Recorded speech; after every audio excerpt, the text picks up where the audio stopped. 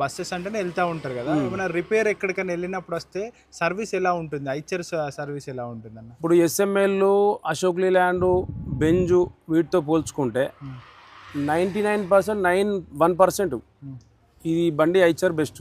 Okay, ఎలా అంటారు ఎలా?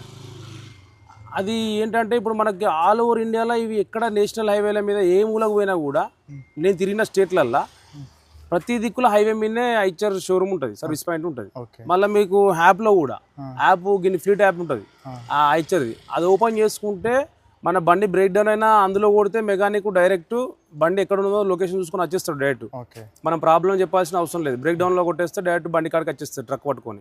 అదే ఆ ఫెసిలిటీ వేరే కంపెనీలో లేదు, ఎస్ఎంఎల్ కానీ అశోక్ లీలాండ్ అంత ఫెసిలిటీ లేదు. లేదు ఇంతవరకు ఏమైనా అలాంటి చిన్న చిన్న రిపేర్స్ కానీ పెద్ద రిపేర్స్ ఏమైనా వచ్చాయి మీకు? పెద్ద రిపేర్స్ ఏం రాలేదు, కాకపోతే రీసెంట్గా ఈ బండి తీసుకొని ఇప్పుడు నేను 15 months అవుతుంది.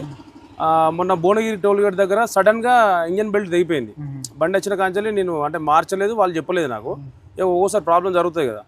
సడన్గా బెల్ట్ తెగిపోయింది, బెల్ట్ తెగిపోగానే బండి పక్క పెట్టేసి డైరెక్ట్ ఫ్లీట్లో సర్వీస్ పాయింట్ బ్రేక్ డౌన్ నొక్కగానే డైరెక్ట్ 1 hourలో బెల్ట్ పట్టుకొని బండి దగ్గరకు వచ్చేసి ట్రాకింగ్ చూసుకొని వచ్చేస్తారు. బండి ఎక్కడ మనం ఇక్కడ పలానా కాడు ఉన్నాం ఇవన్నీ చెప్పాల్సిన అవసరం లేదు, మాకు ఒక కోడ్ వస్తుంది దీనికి. ఆ కోడ్ కూడా మనం వాళ్ళు వచ్చిన తర్వాతనే చెప్పాలి. వాళ్ళు ఆ ట్రాక్ చూసుకొని డైరెక్ట్ వచ్చేస్తారు, బండి కాడికి వచ్చేస్తారు. ఓకే. డౌట్ ఉంటే